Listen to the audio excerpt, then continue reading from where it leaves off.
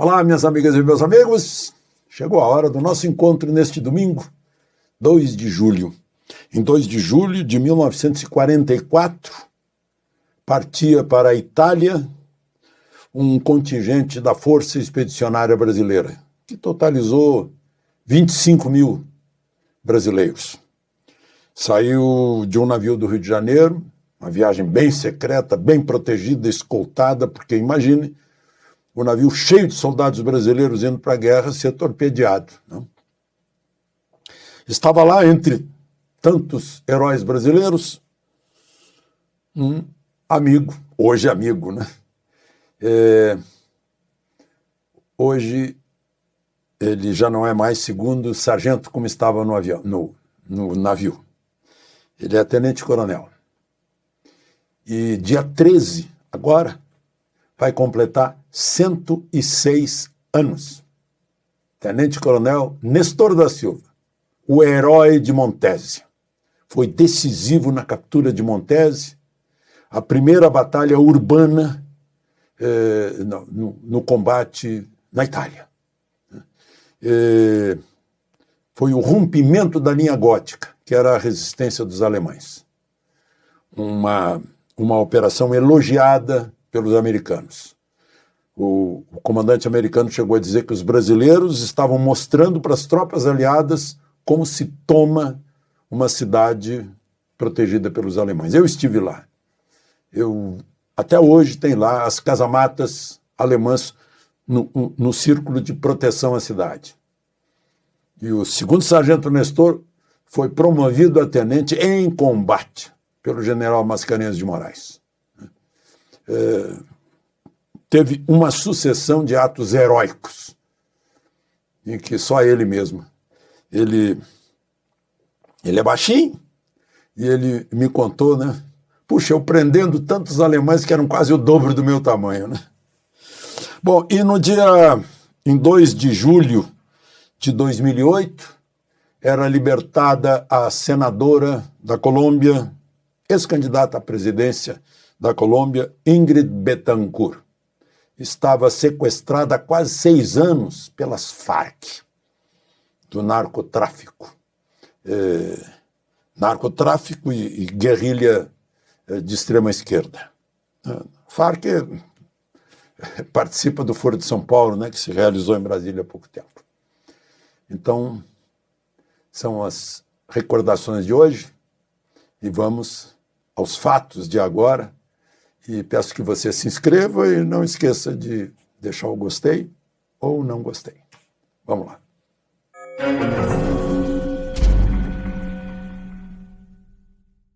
Bom, o primeiro assunto é para recordar o discurso do presidente da República na abertura do encontro das Farc, 26º, eu acho, aqui em Brasília.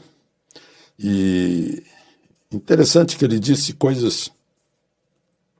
Ele disse, por exemplo, que não adianta nos jogar a pecha de comunistas, como se isso nos ofendesse, muito pelo contrário, isso nos orgulha. E disse também que valores que sempre combateram, como o patriotismo, a família, os costumes.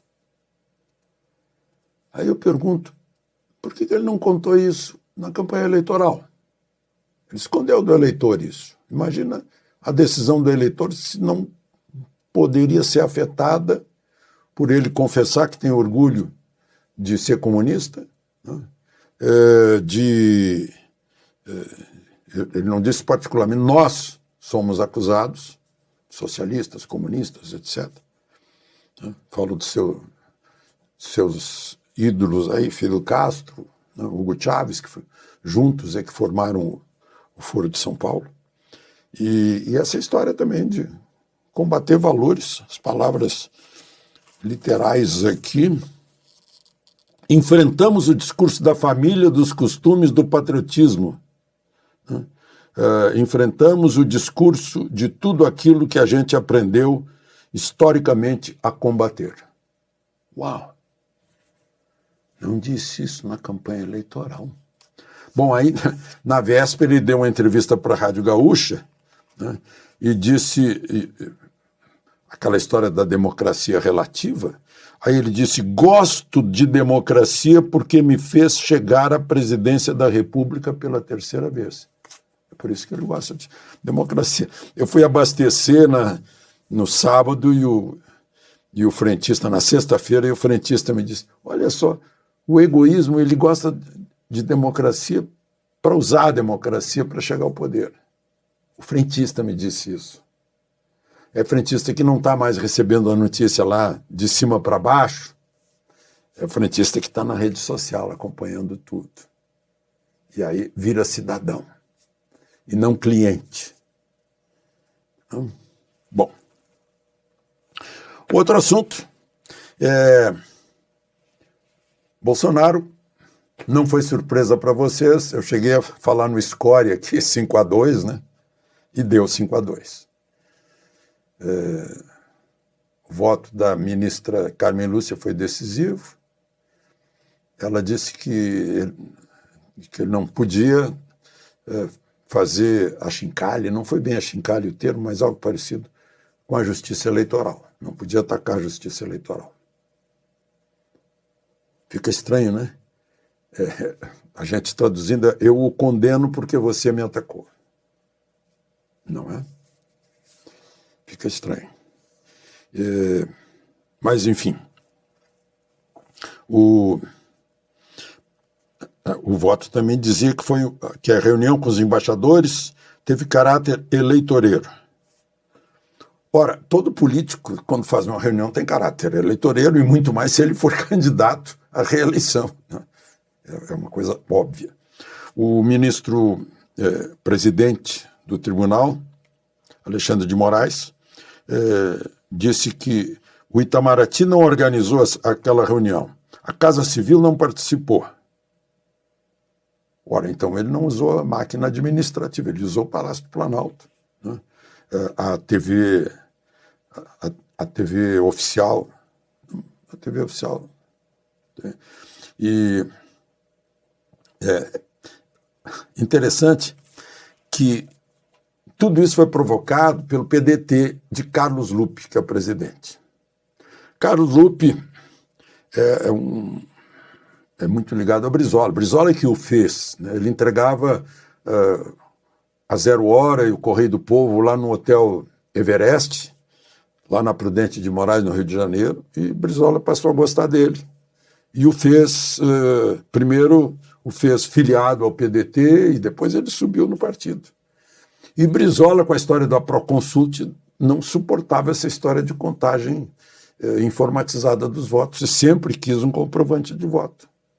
E o PDT também, e o Brizola Neto também, tanto que ele e o Flávio Dino apresentaram um projeto que foi aprovado, assim como o projeto do Bolsonaro, assim como o projeto de Requião, que foi apoiado pelo PDT exatamente por isso.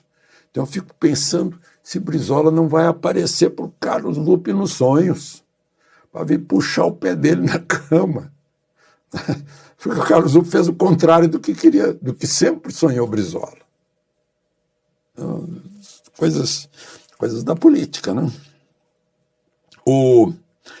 Lá na votação também ouvi, né? Liberdade de expressão não é ataque ao poder judiciário. Portanto, nós vamos reescrever os artigos 220, o inciso 4º do artigo 5º, né? 220, liberdade de expressão, não haverá restrição, é vedada a censura, né? Agora vamos reescrever dizendo assim, salvo se atacar o poder judiciário, né? Assim como liberdade de opinião, liberdade de pensamento, sem anonimato, né? Salvo se for o Bolsonaro. É mais ou menos isso que a gente, racionalmente, a gente conclui, assim, não precisa fazer nenhuma força para isso, né? Está assim de bandeja, né? Bom, mas enfim, está decidido, está decidido. Bolsonaro voltou de Belo Horizonte, ele tinha ido ao velório do grande herói Alisson Paulinelli, no Palácio da Liberdade. E na volta, no aeroporto, concedeu uma longa entrevista lá, os repórteres vieram, e ele está marcando, fica curioso. minha curiosidade agora, um processo que foi aberto por Rosa Weber, mandou a Justiça, a Polícia Federal abrir inquérito da eleição de Bolsonaro. E ele disse que esse processo não terminou, esse inquérito não terminou e ninguém dá notícia dele, e ele quer saber o que descobriram, que parou. E pediu ali a imprensa investigativa que investigue isso. Eu também não sei o que tem lá, né, mas deve ter alguma coisa. Né? Agora, outra questão aí da censura, né, da liberdade de imprensa, liberdade de opinião, liberdade de expressão, liberdade de informação, é uma mania de querer tutelar as pessoas, como se você que está me ouvindo precisasse de um tutor para decidir o que você pode receber e o que você não pode, porque você é um idiota, né?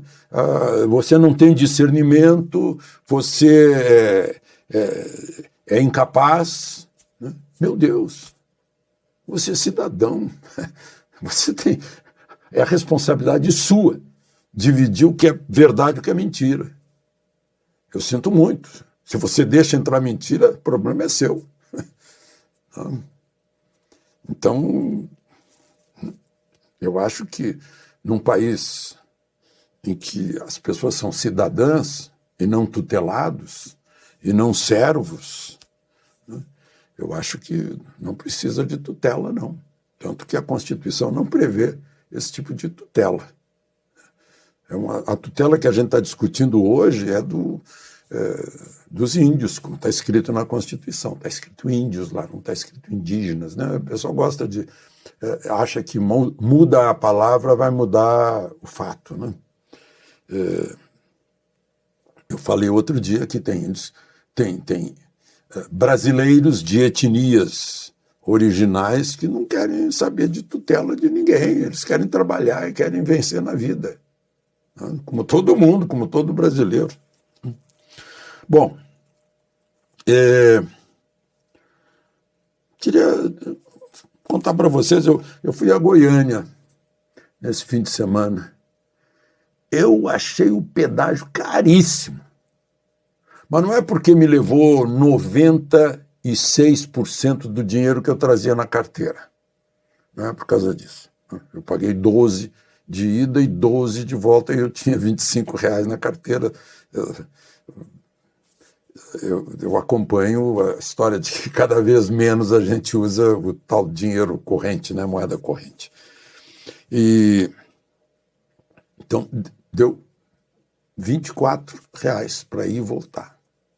São duas estradas diferentes, uma para ir e outra para voltar. O problema é que eu fiquei dirigindo 2 meses em Portugal. Então essa talvez seja uma das melhores estradas do Brasil, mas é bem ruinzinha. Não vale o pedágio que cobra. Mas talvez a culpa não seja da concessionária. Mas tem uns buraquinhos da concessionária. A gente vai sacudindo o tempo todo. É quem construiu a maldita construção de estrada no Brasil, que não tem base a estrada.